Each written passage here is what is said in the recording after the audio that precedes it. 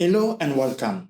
Today our topic will be performing new risk assessment. So we will be responding to this question. What is the basis for developing or updating a risk treatment plan? It's not feasible or cost effective as it does not. When should a new risk assessment be conducted? So let's start.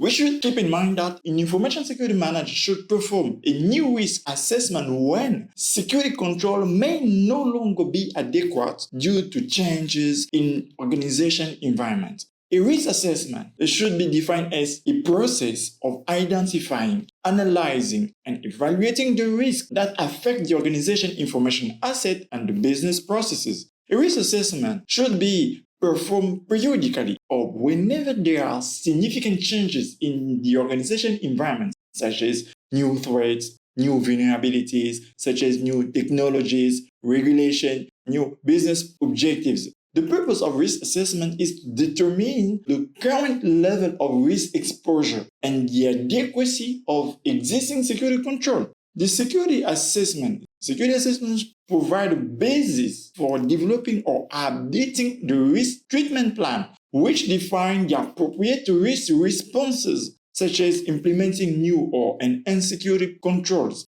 transferring the risk to third party, accepting the risk, or avoiding the risk. On the other hand, there are some potential course of action that could be mentioned.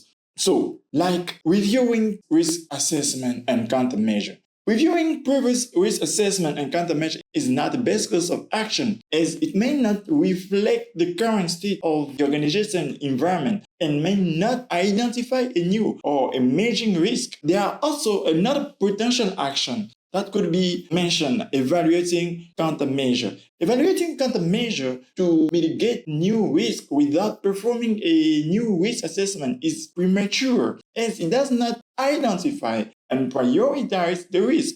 Another potential action could be transferring a new risk to a third party.